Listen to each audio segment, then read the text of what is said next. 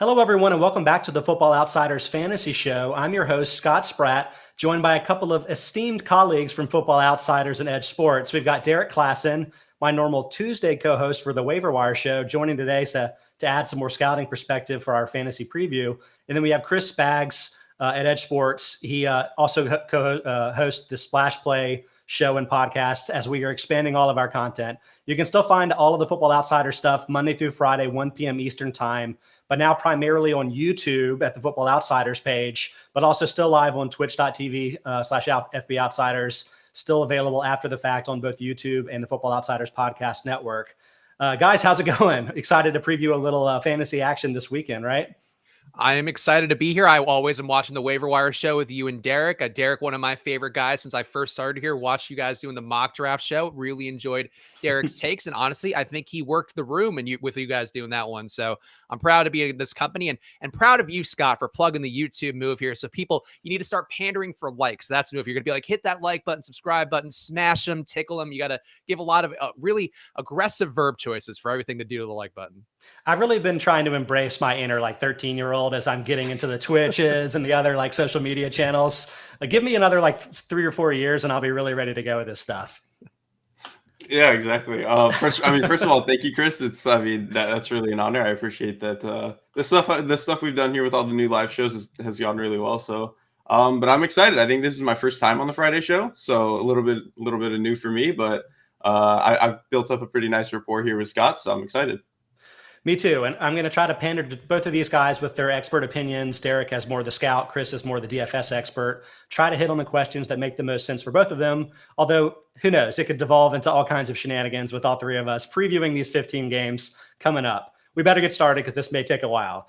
First up on Sunday, we have Washington football team against Atlanta Falcons, the game that everyone is dying to watch. Sunday at 1 p.m. in the Dome in Atlanta. We'll start with Derek. Have you been encouraged or discouraged by what you've seen from Kyle Pitts' start to the season? Obviously a player we all had a ton of optimism about coming in as the number 4 pick.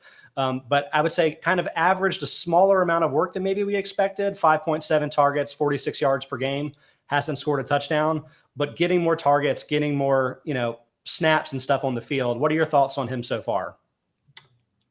I mean, from a fantasy perspective, I think it's hard to make the argument that he's been everything we wanted him to be. But I think on the field, as a real football player, I think he looks like the guy they drafted him to be.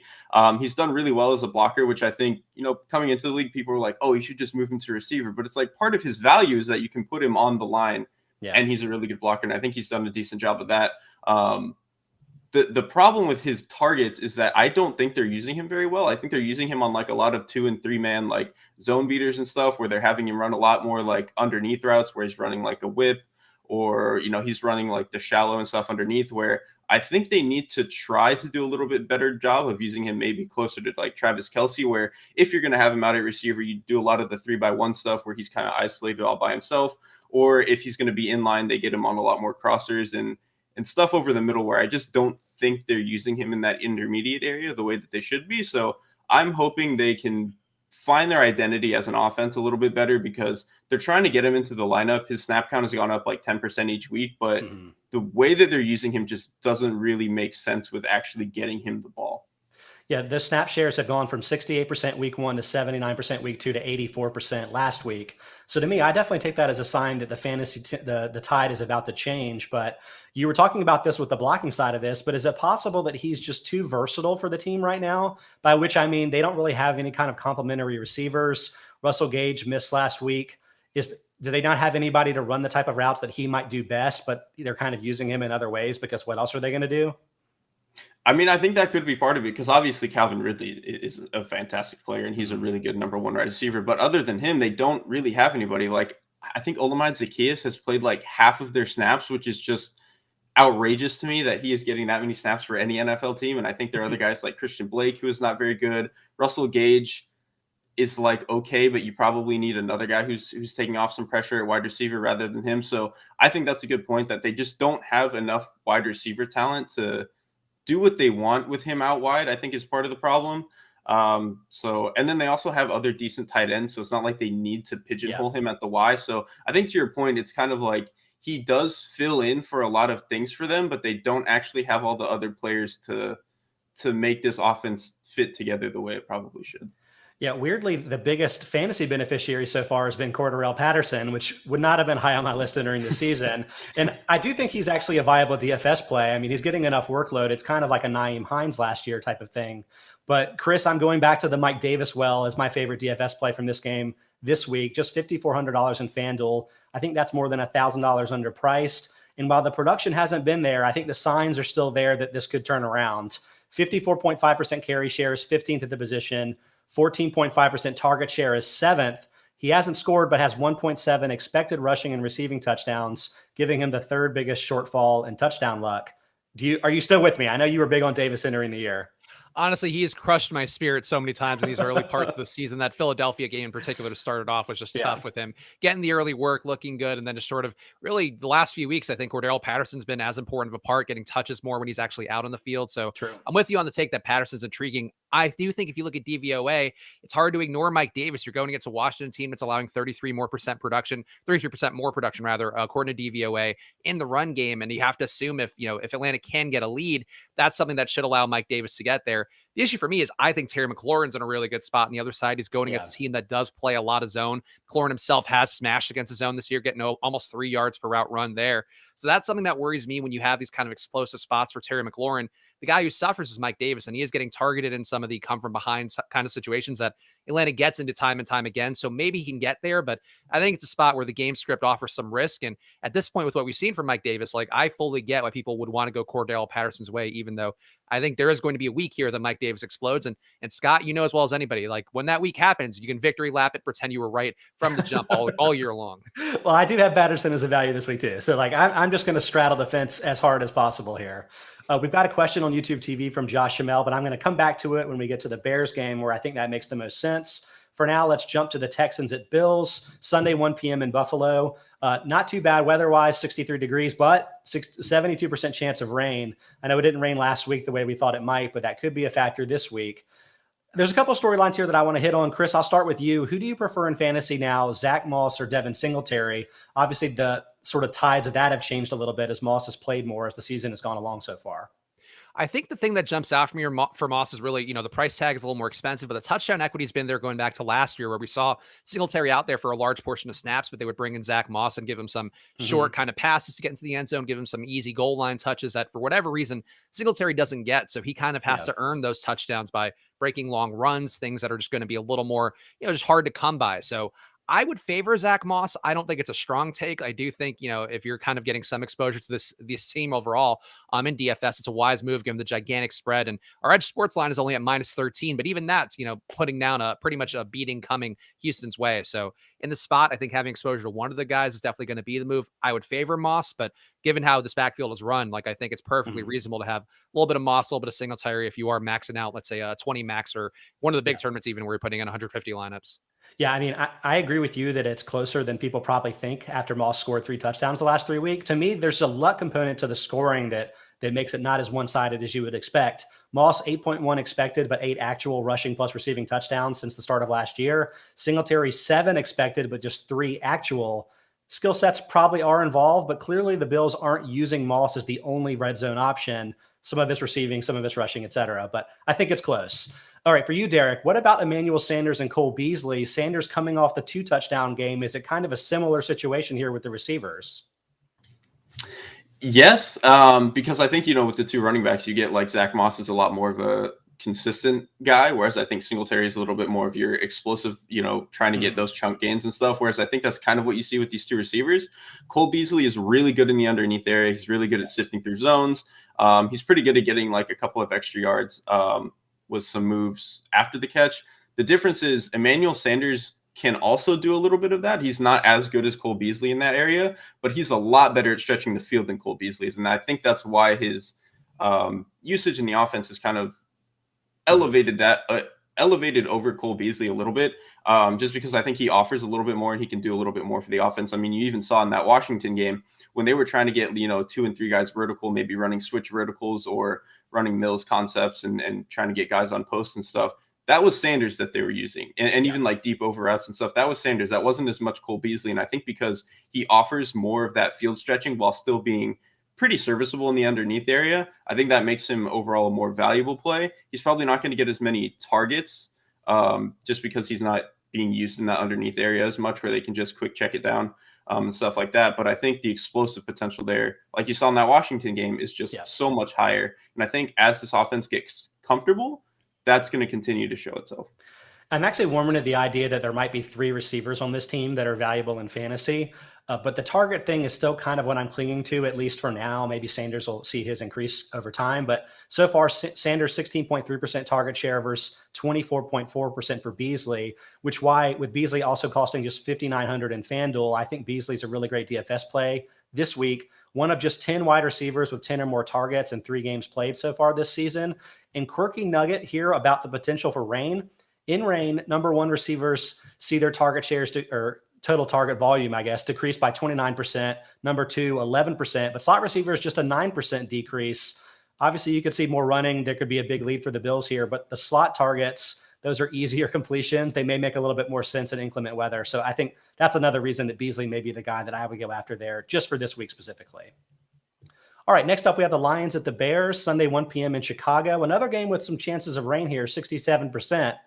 And Derek, we talked about this a little bit in the waiver wire column or Twitch show last Tuesday, but I want to give you a chance again. What do you think is the fallout from Justin Fields' poor week 3 start? You're a huge Fields guy. I think you think it was maybe a crime the way that he was used this week. Yeah, I think last week was such a weird aberration for a number of reasons. I mean, one, the game plan wasn't very good.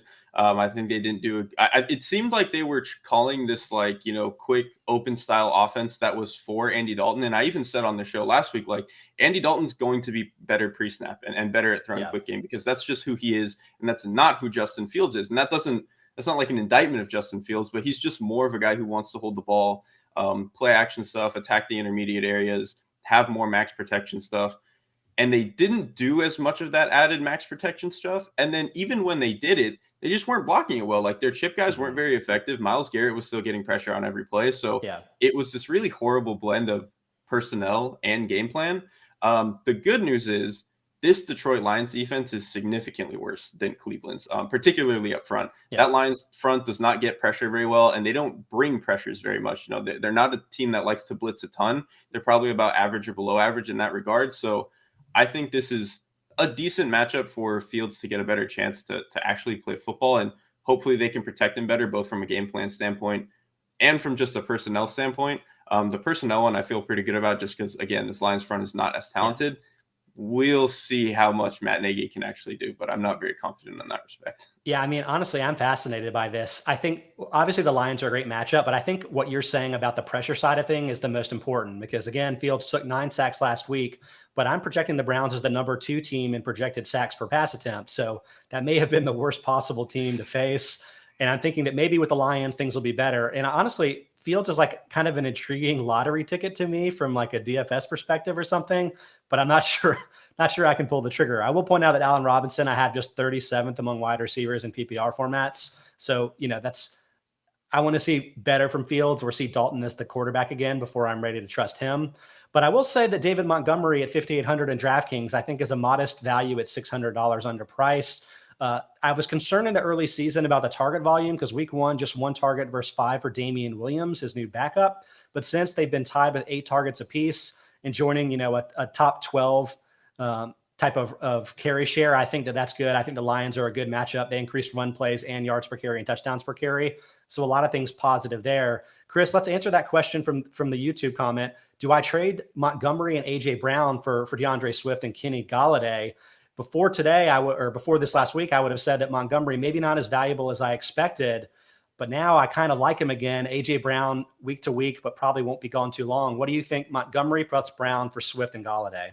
I mean, I think you look at the numbers for Montgomery, and he's always been a guy that's been a really big part of the offense. But I think like Derek was saying, and you were saying as well, Scott, like I think if Justin Fields starts to get the game go a little more his way, like in college, he was a guy that was getting the ball deep downfield, was also taking a lot of runs off the table. I think those are things that are not great for David Montgomery, losing some of those check downs. And also like his yardage his yardage share on the team really is just unsustainable. He's right now putting up about 44% of the team's yards. DeAndre Swift, it feels like it's more sustainable because he's getting a large portion of the targets, getting the run game work, also just being a lot more effective. So I think I would take the trade. It's tough to give up on AJ Brown, just given how bad he's looked. Feels like you're selling low there, but I'm not a big believer in Kenny Galladay. But I think really, to me, if you get that as a Montgomery for Swift swap primarily, like that would be the way I would try to do it. I don't know if anybody would actually want to do that one, but I think to me, Swift is definitely the guy I'd want for the rest of the season a little bit more than David Montgomery. Yeah, and with that theory, I would say the shallower the league, the more inclined I might be to do it, because the shallow leagues are the ones where you want the best possible player in the deal, which Swift I think probably is, if you assume that AJ Brown's going to miss a little bit of time, and then you can probably figure out something else to do at wide receiver if Galladay doesn't work out. Yeah. All right, next up, Carolina Panthers at Dallas Cowboys. This game is critical for me because I bet Mike Tanier of Football Outsiders that the Panthers would win straight up, and if I lose, I have to wear a fedora on this show, and I don't want to do that. So I'm really hopeful that the Panthers can pull this one out. And a lot of that may rest on rookie running back Chuba Hubbard.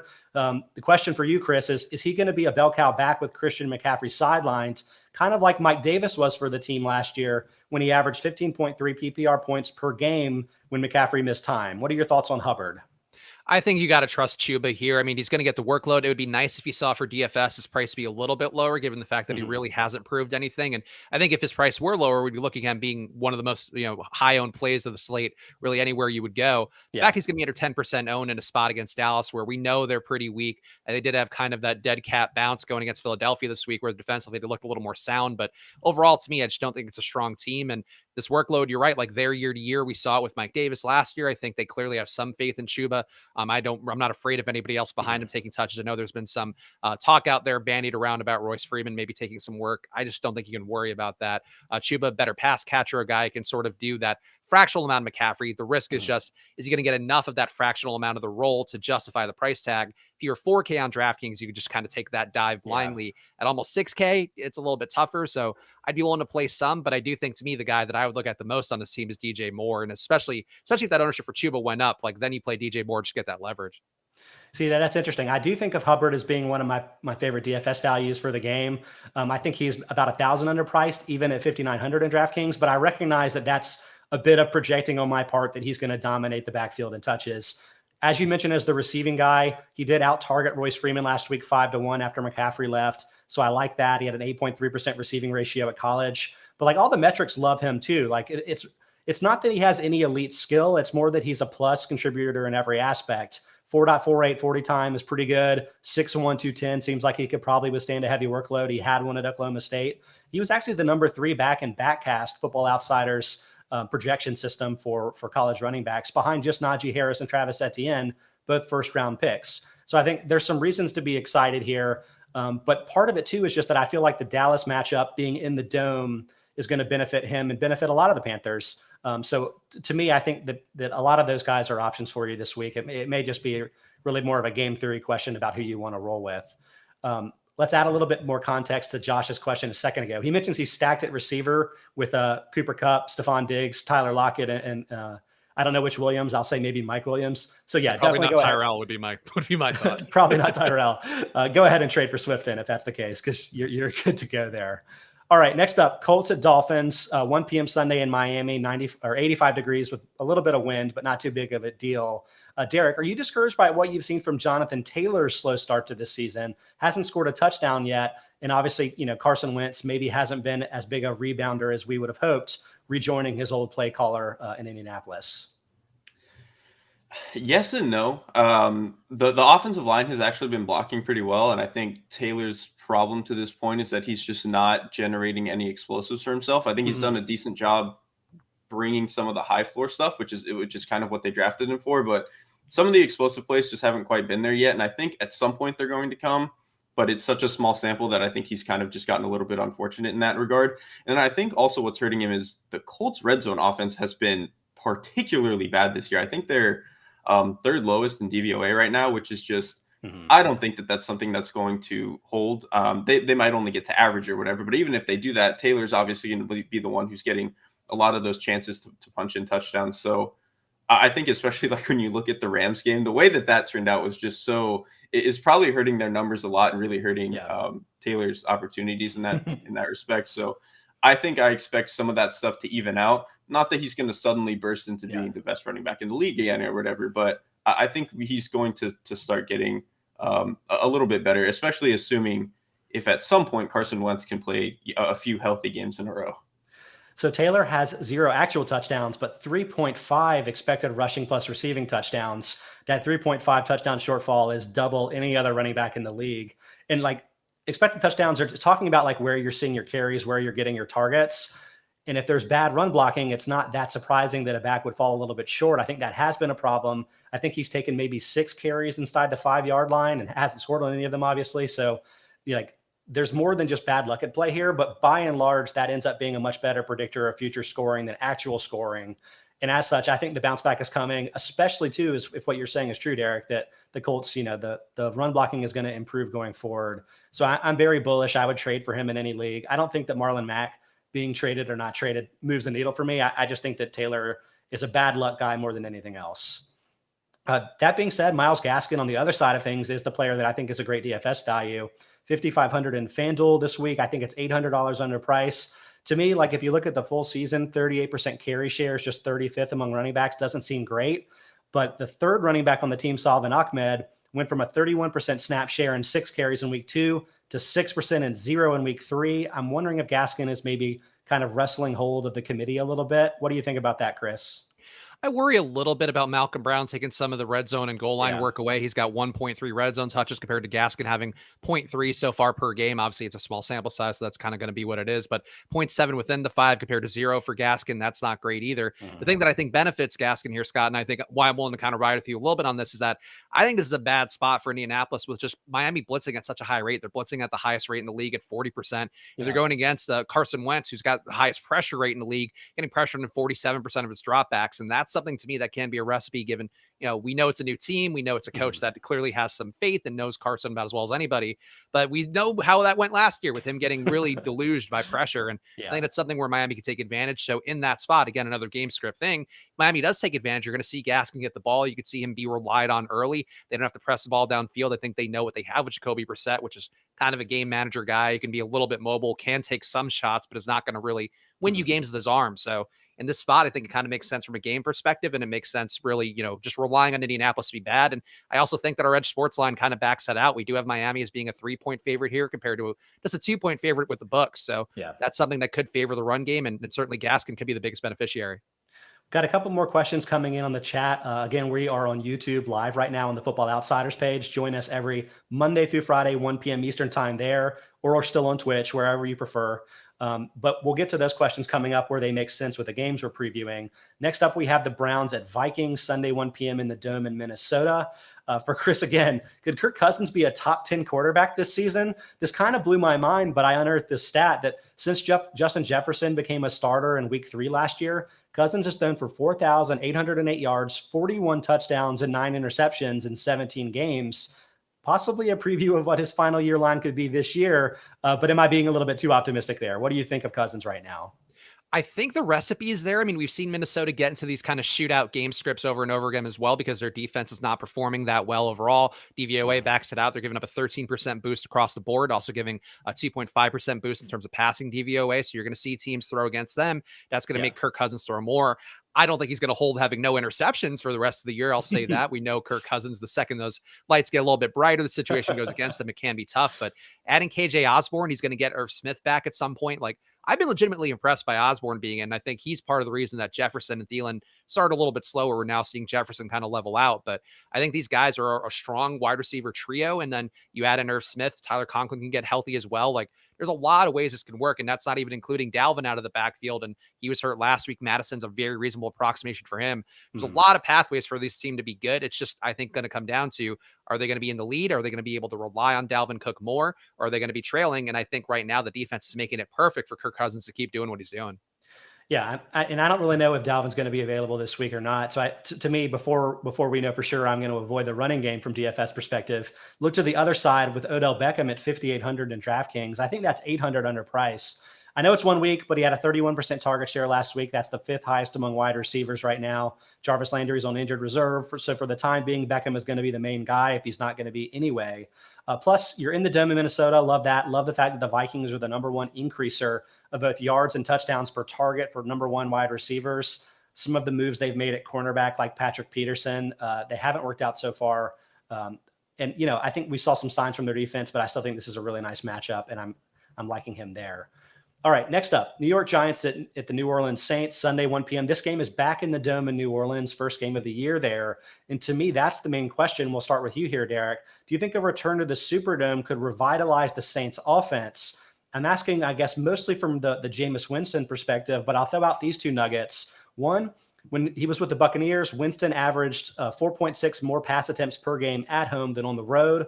And two, with Drew Brees being sort of the constant quarterback for the Saints in recent seasons, he averaged 4 more fantasy points per game at home than on the road for more than a decade. So it's like, this was a really big home field advantage back in the day. Can it be for Winston in the passing offense now? I think probably to some degree, but I also think the idea that domes help quarterbacks is probably more for quarterbacks that don't have the strongest arms. And I think that was probably true in the most recent seasons with Brees especially. Whereas Winston, I don't really think that that's true. I think he's a guy who can push the ball down the field consistently. Yeah. He can zip through the wind. I don't think that's really a problem for him. So I think it still matters a little bit. I mean, being at home, not having to travel is nice. Being in the dome is going to help anybody because, any amount of wind can be annoying, even if you can cut through it. So I think it probably helps a little bit, but I think the bigger issue really is just personnel. I mean, if they don't have the guys who can get open down the field, it doesn't really matter if you're playing at home in a dome in the snow. It doesn't really matter. So to me, that's the biggest thing. Maybe just getting more time in the Sean Payton system, really getting comfortable with what the team wants to do is going to help. But again, I'm not too bullish on the dome being really the biggest factor here. Okay, couldn't get you there, but what about this as a DFS option? Daniel Jones, $5,800 in DraftKings. I know this sounds crazy, but 30.7% carry share this season is 4th highest among quarterbacks. Chris, it's been a little bit inconsistent. Some games he's run a lot, some games he hasn't, some zone reads, some whatever. What are your thoughts? Are you pulling the trigger on a Jones DFS play, or is that just too risky for your taste? It worries me going against New Orleans. I know there was some expectation they were going to be worse this year, but DVOA is still showing that they are giving a pretty big decrease here, minus 25% overall in terms of production of a team going against them. And Daniel Jones, we're looking at probably not having Slayton and Shepard this weekend. So you're going to have Kadarius Toney, Colin Johnson out there a little bit more, which, I think those guys are fine players. Like, I think they're okay. And Galladay getting a little more work seems like something that should happen anyway, given what they're paying him. Yeah. But overall, I don't have the confidence to go that way for sure. I do think that everything is going through Daniel Jones. So I think if the Giants kind of rise with the tide, that is a bet you could make, because if the Giants perform well, it's going to come on the back of Daniel Jones. I don't think this is really not Saquon Barkley's team anymore. It all goes through Daniel Jones. He's responsible for 80% of their touchdowns, including the passing and rushing. So in this spot, to me, I get the logic, Scott. If you want to go die on that hill, you can go ahead. I will probably not be doing that very much. I don't, and I'm not going to die on this next hill either, but I am going to ask you, in the Titans and New York Jets game, that game is in New York.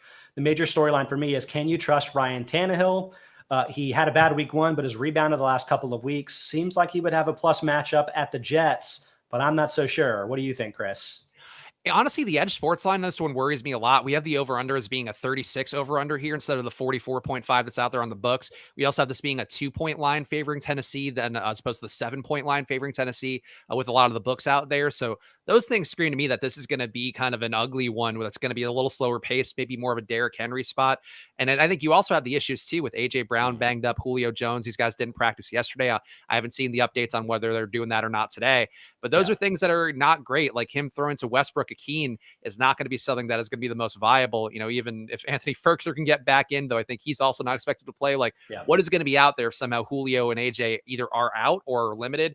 It's going to be the Derrick Henry show. So I think this is a spot to me where I'm not expecting Tennessee to put it down. I'm expecting them to just really get by the most narrow margins against a Jets team that doesn't seem like they want to win. And I know we have pretty highly ranked as their probability to be the number 1 overall pick right now. We're definitely on the same page here. Very concerned about the personnel out wide.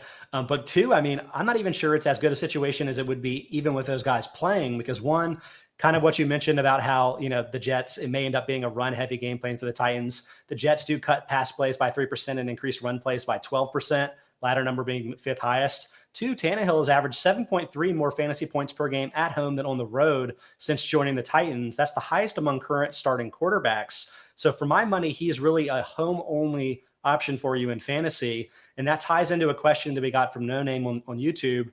He has an option to give up Cortland Sutton and A.J. Dillon for Dak Prescott, where Ryan Tannehill is his current quarterback starter. And I think Sutton is definitely the most valuable player in that trade. And so I'm generally saying that that's probably a bad idea. But I would want to have another quarterback to pair with Tannehill if possible. So I only had to start Tannehill at home. And then ideally also only when A.J. Brown and Julio Jones were healthy enough to play. So it might depend on what your options are on the waiver wire at quarterback. But I would say no, with the idea that hopefully you can get something other than Tannehill for you this week. Chris, this may be getting a little bit too deep here too, but you mentioned with those guys being hurt, I'm looking maybe at Nick Westbrook-Ikhine as like a sleeper type of DFS option, just $3,200 in DraftKings. But I think he's underpriced with the assumption that A.J. Brown misses time. But if suddenly Julio misses time too, I think he's the number one receiver. I mean, he had a 78% snap share last week compared to 41% for Chester Rogers, 40% for Cam Batson, and 25% for Racey McMath, which I promise you is a real person and not somebody I just made up. So it's like, if this is the number one wideout, are you going to risk him at a $3,200 price tag? That's super inexpensive. Yeah, I think that's more of a cash game play to me, where you could kind of expect him to get there if you have Julio and A.J. Brown being out, where if, you're doing it for a cash game, you're trying to target that floor more than the ceiling. And I think that's a perfectly reasonable move.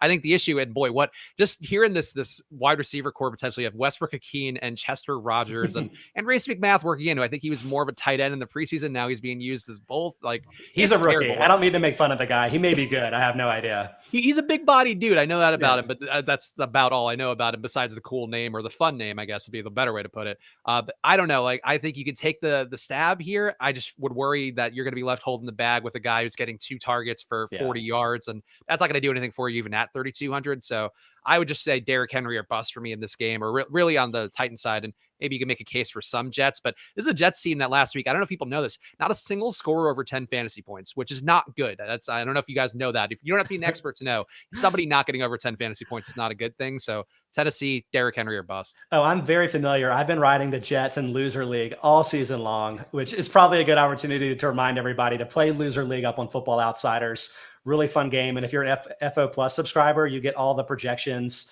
and the odds and stuff that people may end up getting the penalties. So highly recommend all of that.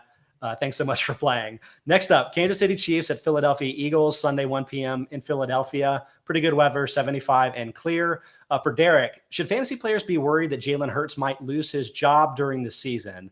Obviously, he's a very good fantasy quarterback in the short term because he runs so much, but I'm just worried that the Eagles may decide to move on from him because of the limitations that he has. And if that happens before fantasy playoff time, that could be really bad news.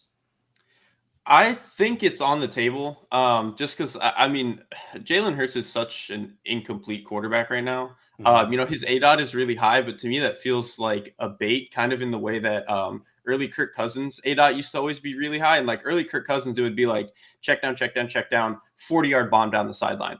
And it's like, okay, but you're ignoring the entire 10 to 20-yard area, and you're not really throwing over the middle of the field. And the offense is really limited in what it can do. And so I think the team is probably frustrated in that regard. And we saw him kind of try to get a little bit more of that work in the Dallas game, especially early on. I think he threw like a deep over that was like, okay, he wasn't really doing that earlier this year. But I think right now he's just so limited in what he can do as a passer that the Eagles, it's probably on their mind that they want to move on at some point, maybe. Not that Gardner Minshew is really going to change the fate of this team, but I think your tongue, sir. I like Gardner Minshew. He's probably a top 32 quarterback, but he's not top 24, and he's not really going to do anything for them. But I think it's probably – I don't think you trade for a guy like Minshew without having it in the back of your mind that you might want to play him at some point. So I would be concerned about that, especially as the year goes on. I think Hurts is at least going to get, probably another month, but if they don't really win anything and they can't really open up the offense in that time, there's going to be some problems. I'm going to add a little bit more color to what you said, because while his ADOT is higher than you would expect, I think it's trending very low. Like, so last year, 9.0 yard ADOT was the third highest. Obviously, it wasn't a full year starter, but among the guys that threw about 100 passes or more. This year, it's down to 6.5 yards, so dramatically lower. Still not the bottom of the barrel, not quite the Alex Smith range, but kind of what you're saying. It's kind of only just the outside shots and then the really low depth target passes. That's kind of all you've got. And so in my mind, the big jump from a 52% completion rate last year to 66% this year, it's a little bit of fool's gold. It's kind of like when you used to say, well, Sam Bradford completes a lot of his passes. Like he's fine, right? Like, I don't think it's a totally fine situation. It is probably a really good way to play with Hurts as quarterback, letting him run as much as we can. But, If the Eagles are prioritizing developing quarterbacks for their future and maybe not paying as much attention to this season, I don't really know what they're going to do. And so like, if I were going to rely on him as my only quarterback going into the fantasy playoffs, that may not be the best situation. You may want to look at guys that give you some upside that maybe you can hit on later in the year if you need to replace him. Guys like Justin Fields that people may be dropping, for instance, maybe a good player to pick up to give yourself a little bit of protection there. Chris, I'm recommending Clyde Edwards-Helaire as a DFS option. I've kind of been riding it, even though there's a wave of people going against him, but he did finally score a touchdown this week, and he's still really inexpensive at $5,400 in DraftKings. What do you think? Do you think last week was more of a lucky situation, or do you think Edwards-Helaire is more valuable than the public would think on their own? I think he's perfectly fine. Like, I do think I might be more willing to take a stab at that Buffalo backfield that we talked about, a similar price point for DFS, just because the game script there looks good. And also our Edge Sports lines kind of pushed me towards thinking this game could be more competitive. We do have this as being only a 3-point line. The books have it as a 7-point line favoring Kansas City. So that's something where we might be expecting the Eagles to hold serve a little better at home, which could mean positive things for Jalen Hurts. It could mean some less positive things for a guy like Clyde Edwards-Helaire. And one thing that worries me too is also this Philadelphia team is really bad against man defense. They're running man 91% of the time and getting strafed by it. And that's also the spot where we do see Tyreek Hill and Travis Kelce have a lot of their success on the year. So that's something that's kind of in the back of my head, where it could be one of those games where we just see chunk plays going to Hill, chunk plays going to Travis Kelce, and then you don't see Clyde Edwards-Helaire getting the work that he needs to get there. But if you are a believer on the Vegas books out there, like, yeah, 7-point spread on the road does kind of scream squeezing the air out of the ball with Clyde Edwards-Helaire. So I get it. I think for me, though, targeting a shootout seems just a little more appealing from the DFS side. Yeah. I'm not sure I fully believe this, but Edwards-Helaire has been one of the more unlucky touchdown scorers since the start of last year. 8 expected versus 5 rushing touchdowns, 3.0 shortfall. So I'm like, part of me thinks that there's some luck that's going to even out, but I'm worried too that eventually that the Chiefs and Andy Reid are going to get frustrated and like maybe use a little bit more Darrell Williams near the goal line, that type of stuff. But at least Edwards-Helaire has a 61% carry share. That's something that none of the Bills backs can claim. And so in that sense, I do think it's a reasonable option for you. All right, let's move over to the 4 p.m. window. We've got the Cardinals and Rams for starters. Really fun game. 4:05 Eastern in the Dome in Los Angeles. For Chris, I know this sounds a little bit crazy, but would you consider benching a wide receiver as good as DeAndre Hopkins because of the Jalen Ramsey matchup? Man, that's an interesting question, because I think you can make the case. I think we saw what the case was last week, where they now have enough weapons where they don't have to go to Hopkins. Yeah. And you also look at our Edge Sports line for this one that's so incredibly high, I guess, for really the books out there. We have it as a 43-point line. So I think that is screaming that maybe this could be more of a defensive matchup than a lot of the field will be playing it. So I think when you combine those two factors, I'm willing to go on that side here and just say, like, yeah, maybe you take Hopkins. You don't take him out of the player pool entirely, but if you're trying to get to him at all, cap it at 5%, just get a lesser amount, because I agree there's a risk profile. And I think Hopkins, they just don't need him like they did last year, where you do have a lot of weapons. Like Rondelle Moore, I think clearly deserves more run based on what he's done so far, but it's hard for him to find a pathway there because all these guys are playing good. Even AJ Green is looking much less washed up than he looked last year with Joe Burrow thrown to him. So I think there's something to note with that. And I think for me, if you want to believe in Hopkins, I'm not going to fault you for it, but I think there's a lot of things that we're seeing with the data that make me worry this game is not going to be the scoring delight that it seems like the ownership from the field in DFS is going to have this weekend.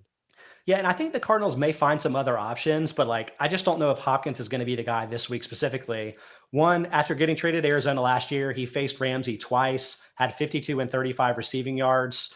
Ramsey in general allowed just 4.7 yards per target last year, which is insanely low for a guy getting up those number one wide receivers every week. To me, he's clearly the best cornerback in football. Plus, Kyler Murray averaged 4.6 more fantasy points per game at home than on the road in his career. I think a lot of that's dome related, and this will be in a dome. So maybe that's a little bit overstating things, but it's enough for me to bump Hopkins down to 17th among wide receivers in PPR formats, which is way lower than he would normally be. And so I'm not benching him in traditional formats clearly, but I think in DFS, he's probably not the way to go. Glad you brought up Rondelle Moore, because we have a question from the YouTube chat. Should a guy trade Rob Gronkowski and Rondelle Moore for George Kittle? For me, the context is really important here, because Kittle is much more valuable in a PPR format, but I think Gronk could score 5 or 6 more touchdowns than Kittle over the rest of the season, the way that their teams use them in the red zone. But maybe Rondelle Moore is a piece of this equation. Derek, what are your thoughts here? I think I've said it on the show before, but Rondelle Moore to me just feels like such a hit or miss proposition, not necessarily in his quality of play, just, kind of like Chris was mentioning, in the way that this Arizona Cardinals room is constructed, Mhm. they don't have to go to any one guy for any particular reason. Like they have Yeah. so many different guys that can do different things, and they're really just playing matchup football. Like they don't even really have an offensive like system. It's not really cohesive. They're like this grab bag offense that can pull out any trick that they want in any given week. And so some weeks that's going to be Rondelle Moore, and he's going to get, the 100-yard games that he has. But like I said before, there's probably going to be games where Rondelle Moore only gets like 2 touches because they just don't need him in that capacity. So I think if I don't know, Rondelle Moore to me, if you're giving him up, that might be okay if you have other stability at wide receiver. That would probably be my angle for this. Well, I mean, you're saying it's basically a Gronk versus Kittle is the primary consideration of this trade. And so to me, it does depend. Are you in PPR or are you not? Because I think that's gonna seal the deal for you there. Mm-hmm. I'll sneak into that. My favorite DFS play this week, really going on a limb here to say it's Cooper Kupp. Yeah, he's 7,800 in DraftKings, so his price is slowly climbing up. But to me, he's the number 2 wide receiver in fantasy football right now. His 36% target share is 3rd highest among receivers, just behind Brandon Cooks and Davonte Adams that aren't very high above him. Plus, you have a much better quarterback than Brandon Cooks does. So I love him. Love those 11.3 targets per game.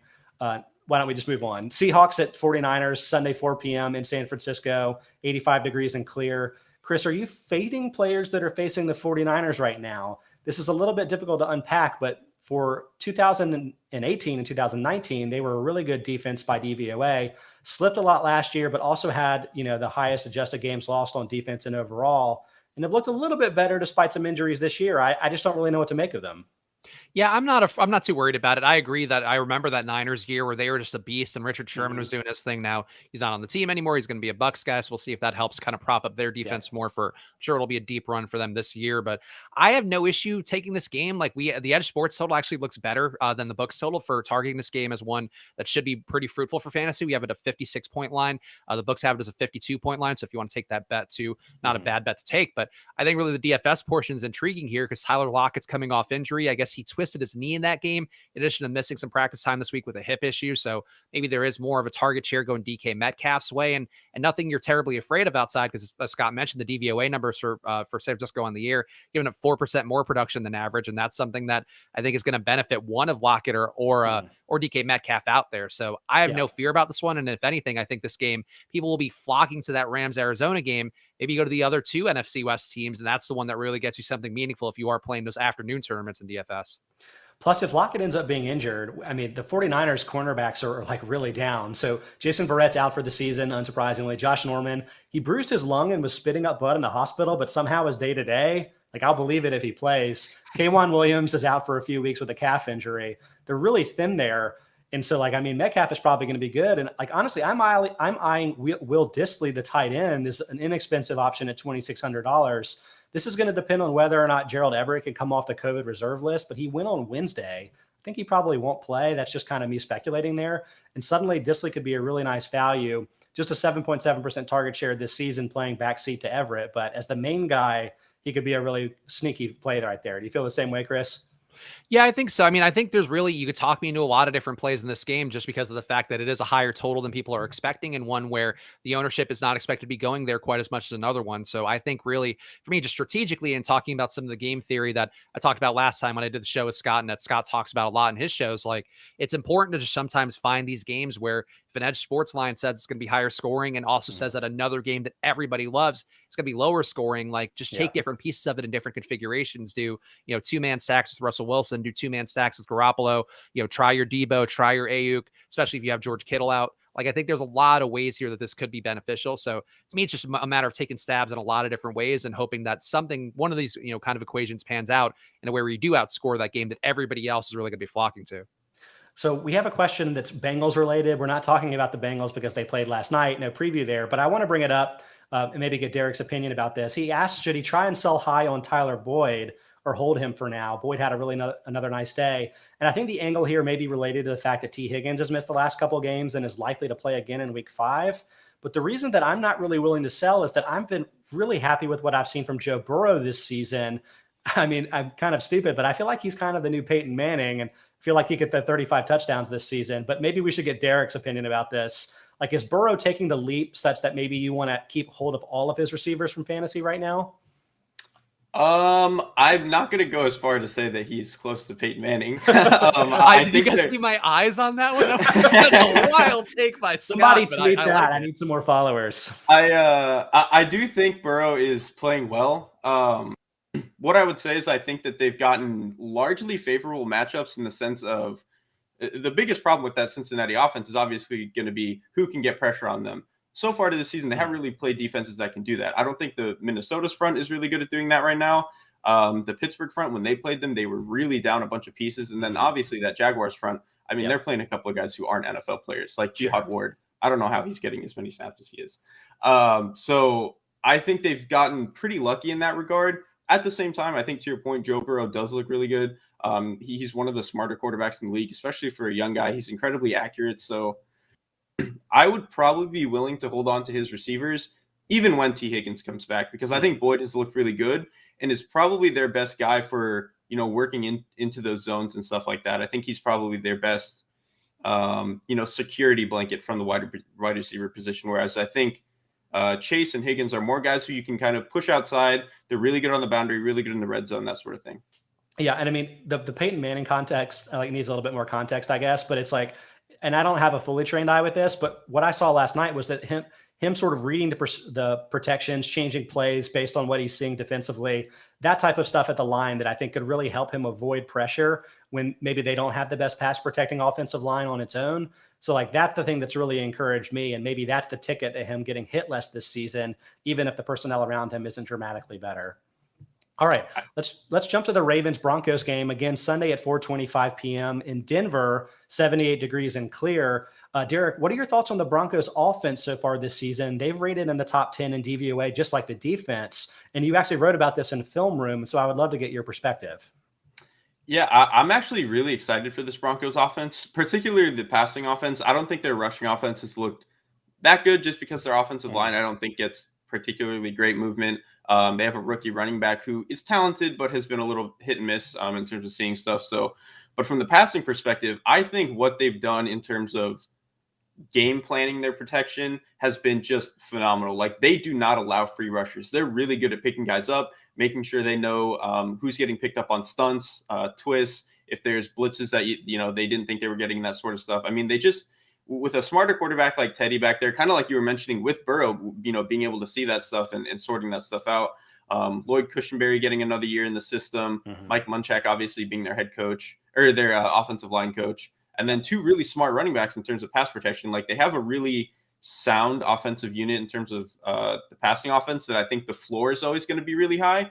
We're probably just not going to get the ceiling that we've seen, through this part in the season. I think they're like number 4 in passing offense DVOA. That's not going to hold. And that's not saying that this offense is going to be bad. They're probably just going to fall closer down to like 12 to 14 by the end of the season. And I think that's going to be the case, especially now that they're kicking them into a much tougher schedule than they faced these past 3 or 4 weeks. Yeah, so they've played the Giants, Jags, and Jets so far this season. They rank 20th, 30th, and 18th in pass defense DVOA.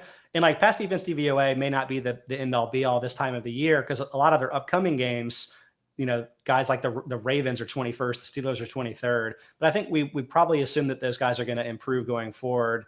In the preseason, we would have projected them to be better. So I agreed that the schedule could turn, and that could be a detriment here. But I think the matchup is actually really important this week from a DFS angle because, with Marlon Humphrey, maybe one of the best cover corners on the Ravens, I'm not really sure I want to go with Cortland Sutton this week. And that's why I think that Tim Patrick may be a sneaky option. He's $4,900 in DraftKings. I think it's mildly underpriced at $100, but I would much rather play him than Sutton in this matchup. Although really, there's probably not a lot of great offense in this game, Chris. I don't know if you feel any differently. No, I'm intrigued by Tim Patrick. I think he's been one guy too, where I agree, the attention kind of has to go Sutton's way, given that he's really been the guy that's certainly had the outlier effort so far this year. Teddy Bridgewater throwing downfield a lot more than I think anybody would have expected. And Tim Patrick's also been really good against man. And we do see Baltimore running man about half the time. And Tim Patrick actually has getting targeted 32% of the time he's running a route against man, also has 4.5 yards per route run, both positive things, and have been better than Cortland Sutton so far this year. But I think the spot really, to me, Tim Patrick, and on the other side, Marquise Brown, Brown, who was a wild disappointment for me against Detroit. Obviously, I think you saw some of the stuff on Twitter out there where he dropped 25 fantasy points worth of production in that game. But he's still getting over 120 air yards per game from Lamar, who's throwing the ball downfield. So I think, to me, Tim Patrick, Marquise Brown, 2 guys in this game that could have that really big tournament winning upside, and people that apparently won't be played very much by the field based on the ownership projections that are out there. Yeah, so I mean, Marquise Brown's target share is probably way higher than everybody realizes. Sammy Watkins is pretty high. The Ravens may get their rookie Rashad Bateman back this week, so their wide receivers are just much better than they've been in previous seasons. That ties into this question here from one of our users asking if it's okay that he's traded Mark Andrews for Kyle Pitts. I think we talked about Pitts and maybe that trending a little bit more positively. I'm actually okay with this trade because while Andrews, I think, probably is one of the more talented pass catching tight ends in the league, you'd be surprised to see how much Lamar Jackson has decreased his tight end target share this season, throwing a lot more of his passes to wide receivers, I think in response to the fact that the options are just much better there than they've been in previous seasons. So I think Andrews may be more just a guy kind of in the second tier this year. Pitts gives you the higher upside in my mind. I don't know if you feel the same way, Derek. I think I probably would. And again, with this Falcons offense still not fully knowing what they want to do, it might take a couple more weeks for that to really show itself, for Pitts to really start getting those numbers. But I think to your point, especially when Bateman comes back, I don't think they're going to feel the need to force as many targets to Andrews as, they have in the past. So I think, to your point, when they get more options and they have like an actual wide receiver core, whereas opposed to last year, they really only had one guy who was like a competent NFL receiver, and then they were throwing to a bunch of tight ends, fullbacks, and running backs. I think now that they have a real wide receiver core, Andrews' targets are probably going to fall down a little bit, which I think makes sense because, he's a guy who can get open, but he does not catch the ball very consistently. Whereas I think with Bateman, that's not really going to be as much of an issue. So hopefully he plays. They activated him from injured reserve this week, but he doesn't have to suit up for the next couple of weeks if he's not ready. But I'm fingers crossed. I'm hoping he plays. All right, a few more games to hit on. The Steelers at Packers Sunday at 4:25. This is in Green Bay, but 62 degrees. Pretty good, but there's a 52% chance of rain, so keep an eye on that. Guys, this is a question for both of you, but Chris, maybe take it more from the running back angle. What do you make of the fact that Najee Harris had 19 targets last week and 104 receiving yards? Ben doesn't want to move. Like, he is a literal statue back there. You could just plant bolts in his feet and keep him back there, and that's basically what it is. And I think that is definitely a benefit. Like we talked before about, mobile QBs and how they have an impact on the running back, and that could be something with Justin Fields that hurts David Montgomery a little bit. It's the inverse here for Najee Harris, where he's getting that Jalen Samuel role in addition to the James Conner role of the last few years, where it's basically he's doing both functions rolled into one guy. And I think that's hard to kind of ignore that appeal. Like, he had that amazing game, and I don't think he got into the end zone last week, and that was one that won people $1 million. Like, that's something that's really noteworthy here. So going against Green Bay, who defensively has not been looking as good this year, has certainly give up big production. I think you have to have a pretty close look at Najee Harris and feel pretty good about the fact that this offense is just not doing anything that I think we would have expected it to do, and getting the ball downfield especially is just not a priority, it seems, so far. If that's going to be the case, I don't think you expect 14 targets or whatever it was for Najee last week. But if he's getting 8 targets, you undersold it by 5. Oh yeah, 14 catches, right? My mistake. Sorry. But if he's getting 8 targets, or 10, my God, that's an amazing outlay for a running back. So yeah, Najee's looking great and is benefiting from Ben being literal. He looked into the Sodom and Gomorrah and just turned around, and that was it. And that turned into stone. So I think this is a bit of a trap. I know that I'm zagging where everyone else is zigging here, but Deontay Johnson missed last week. I don't know if he's going to play this week, but I think it's a short-term injury. Juju Smith-Schuster left the game after 40% of snaps with a rib injury. He has a chance to play again this week. So my perspective on this was what were the Steelers going to do? I mean, they had Chase Claypool. They threw it to him 15 times. They had Harris. Those were maybe their 2 only really plus options. But then, they had to throw a lot. They were trailing. They threw 5 times to Pat Freiermuth. They were throwing to Ray McLeod and Cody White. I don't know who Cody White is. What were they going to do? And so my mind is, if they have more of their pieces and this is a little bit healthier team, then he's not going to get that kind of absurd workload. I think he's probably overpriced because of it. But Derek, I want to bring you in to give your thoughts on Roethlisberger too, because maybe I'm just kind of missing this. And if Roethlisberger can't push the ball down the field at all, then maybe it doesn't matter. Yeah, that 19 target workload is obviously a matter of circumstance, like you said, with them having to try to shoot out in that game a little bit. Yeah. They had some guys out, especially, Juju missed half that game or whatever. So he's never going to do that again. But I think he's really comfortable catching the ball out of the backfield, and he's really good at making guys miss in space for a guy his size. So I would kind of expect them to still want to push targets his way. I mean, he was a first-round pick for a reason. Running backs, first-round picks, whatever. But he's a really talented guy, and I think they're going to continue to give him touches, in part because what you mentioned, like, Ben just cannot and will not push the ball down the field. He did a little bit late in, I think, the Bengals game just because they were down like 2 scores, and if he didn't, he would have got cut on the spot.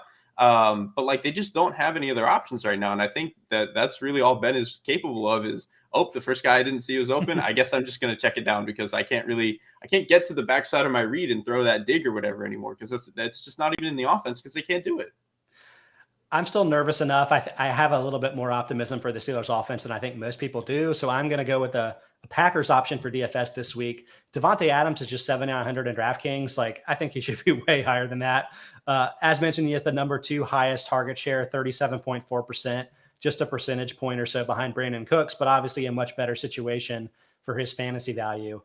So I just like it really for no other reason. Like, I don't think this is a good matchup for him, although the Steelers may be hurt, unclear if TJ Watt or Alex Highsmith is going to play, but I just think the volume is going to be there. And while the Steelers are a really good defense at their best, they may be not equipped to stop number 1 receivers the way that, teams like the Rams that have a really good cover corner are. So I think it may be worse for like the quarterback in general or running back in general than it might be for Adams specifically. So I think he's a good option for you there.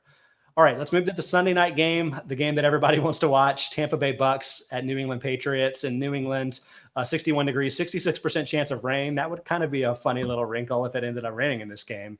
But Derek, for you, how do you think James White's likely season-ending hip injury could affect the other Patriots running backs? Because there are actually a lot of guys in play here, like Brandon Bolden. Maybe he's the most direct skills comp. He played last week, but Damian Harris, 6 targets this year, just 1 fewer than all of last year, maybe seeing a little bit more work there. You've got JJ Taylor, kind of a Deion Lewis small guy that may be pretty versatile. Ramondre Stevenson's been inactive every week, but presumably he would play now, right? Like, there's a lot of guys in the mix here that maybe could have fantasy value, if not this week, then going forward. It kind of just depends on like how Bill Belichick wants to solve the problem. If he just wants to solve the problem by just, because James White was obviously their best pass catcher. If he just wants to take the rest of the running back room and just get them over the line as pass catchers and then worry about the rest of the passing offense that way, I think that's probably where you're going to get more value out of like Harris, maybe Brandon Bolden. I don't know about Brandon Bolden just because it seems like Bill Belichick's use of him is incredibly random, and he'll just have these weeks where he does this twice a year and then just doesn't show up again. Sure. So yeah, I'm not too bullish on him in particular. I guess if they want to solve the problem by getting a guy that is as close to what James White can provide, it's going to be JJ Taylor, a guy who doesn't really run between the tackles very well, but he can provide some explosive plays. He can be a guy you throw out into the flat, on swing routes and stuff. So I don't think he's going to be as effective as James White, obviously. That's why James White was playing, but that's probably their closest one-to-one fix. But I don't know. It's kind of hard for me to get a gauge on what this Patriots offense is going to do because it just doesn't seem like they really have any answers for anything right now. Yeah, honestly, I'm confused too because like I would have felt that Taylor would have been the guy, but then last week Bolden played 46% of snaps versus just 14% for JJ Taylor. I don't know. Like, I would like a piece of the Patriots receiving backfield this week because, again, the Bucs are the number 1 DVOA run defense last year. They decreased run plays by 33%, third most in football, and they increased pass plays. So I feel like not a great week to start Damian Harris in fantasy, but maybe one of these other guys could get like 7 or 8 targets. But I'm not sure I have confidence that it's Bolden or Taylor. Chris, do you have any thoughts on the matter?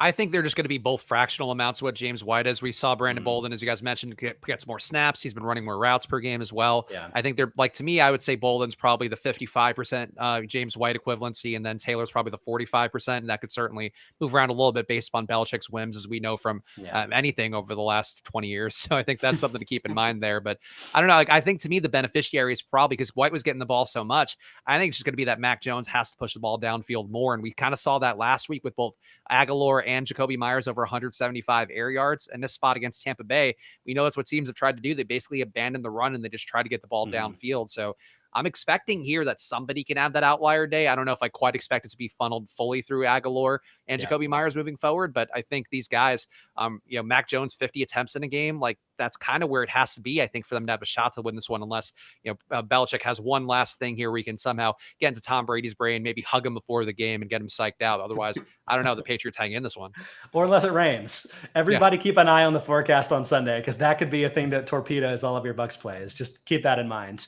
All right, one more game to hit. The Las Vegas Raiders at the Los Angeles Chargers, Monday night, 8:15. Really fun Monday night game. This is in the Dome in LA. I didn't realize they were doing back-to-back games in SoFi Stadium, right? Because they're doing that on Sunday and Monday. I don't know. Interesting. But the major storyline for me, let's start with you, Chris. What do you think of Justin Herbert? Where do you rank him in fantasy right now? I've been bullish on him this whole time, but I'm wondering if I've been a little bit too starry-eyed here. Pretty good start to his fantasy season, just beat the Chiefs. Yeah, I think it's hard to kind of argue with Justin Herbert. And I think, too, the fact that, coming in with a new offensive coordinator, they've definitely started to really emphasize Mike Williams as being the 1A or 1B. I guess maybe you could say to Keenan Allen, but I think more the 1A. And he's always been that guy as a big body guy, can get downfield, can also get those hard fought red zone and end zone targets. So that's a benefit to me for Justin Herbert. And the fact he still has weapons behind him. We're starting to see with some of the young guys, as well as having Jared Cook, still having Donald Parham there. Like, there's a lot of guys he can go to. And obviously Austin Eckler, who I'm leaving out here because he's kind of was a forgotten part of the pass game early on. Now we're starting to see that uptick.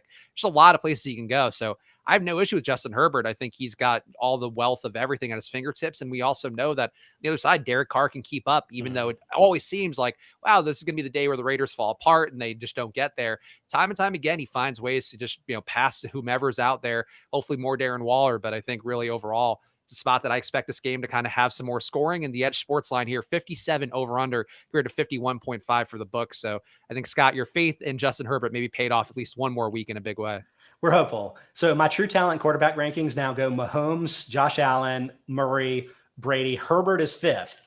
And I have him ahead of Lamar Jackson, Dak Prescott, Russell Wilson, Hurts, and then Rodgers. Where's Peyton Manning, Joe Burrow? Yeah. probably 11th. I don't have him listed right here, but probably pretty close. It hurts that he doesn't run, but I mean, it kind of hurts that Herbert doesn't run. But I just feel like the 40 touchdown season is a strong possibility here.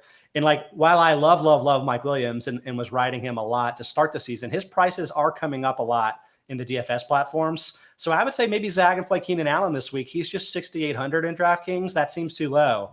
His 27% target share this season is 13th among wide receivers, but it's right at what it was last year, 26.8%.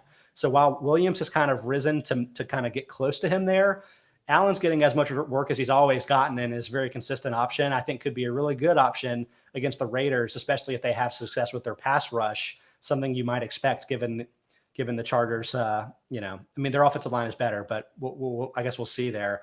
Now, we did get a trade question that is kind of relevant to this game.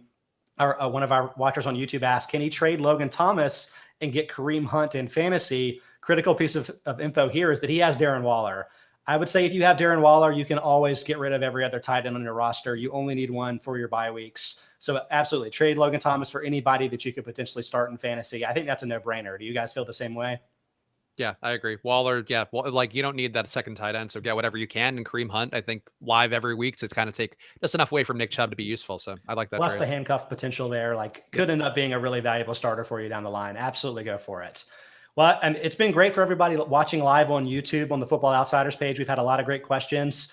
Keep those coming every week. Again, we're going to be Monday through Friday live on YouTube at 1 to 2 p.m. Eastern time. I'm doing fantasy shows on Tuesday with Derek every week, doing waiver wire every Friday with various guests, including probably Spags and Derek from time to time as well. So you'll check us out there, but you'll also be able to hear Aaron Schatz, Mike Tanier, and all the other guys breaking down all the other stuff, non-fantasy related, every day of the week. So we really love to have you. Check us out there. Check us out after the fact on the Football Outsiders podcast network.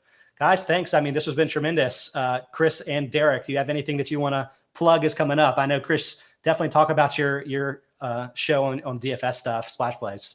Yeah, Splash Play is coming up in actually about 25 minutes. We'll be going live. It'll be me, Peter Overzet, if you're familiar with him, a comedy guy who's also very sharp in the DFS space, and also Sal Vetri, a big YouTube personality who's also going nuts on TikTok, doing all the things that Scott and I are not cool enough to do on TikTok. And Derek may be cool enough to do it, so I don't want to lump you in. I think Derek could pull it off. Follow us at Splash Play Pod so you can see whenever we're doing shows, because sometimes getting the fantasy here from Scott and Derek isn't enough for you. There's always more room to talk about fantasy and betting. That's what we do over at Splash Play. So come check us out. Come hang out. Yeah, as for the TikTok stuff, I think I'm older at heart. I think I'm a little bit closer to you guys in that respect. So I don't know if we're going to get any of that content out of me. But other than that, I don't think I have anything too crazy coming up other than my, normal stuff. You can check out some of my other betting stuff at OddsChecker. Obviously, like Scott mentioned, I wrote a film room on Teddy Bridgewater and the Broncos offense this week. You guys can check out at Football Outsiders. So that's about it for me. And just keep watching all the shows we have this week. Yeah. Everybody watch all of that, and also cheer on the Panthers this week. Need the big win, so Mike Tanier has to wear, as what he would call it, a Panthers beanie. We call them toboggans down south. That's just kind of how we roll. But fingers crossed the Panthers can pull that one out. Thanks so much for everybody that watched and listened. We'll catch you next week for all the Week 4 recap and Week 5 goodies.